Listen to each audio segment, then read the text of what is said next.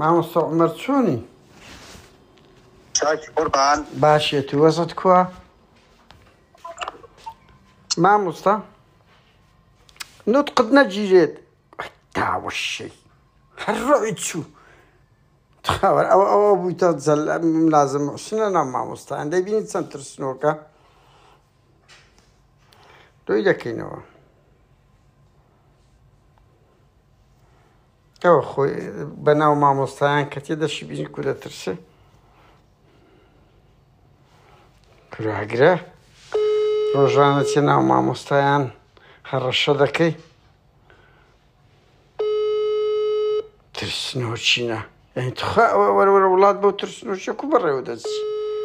یەک بەرپرس بیلۆ دەترسێم ئەگەر ئەمن تاوانم نەکردبی کوراگرە هاوڕێیانەوە جەلادی خۆی مامۆستایان بزانەوە قفلیدە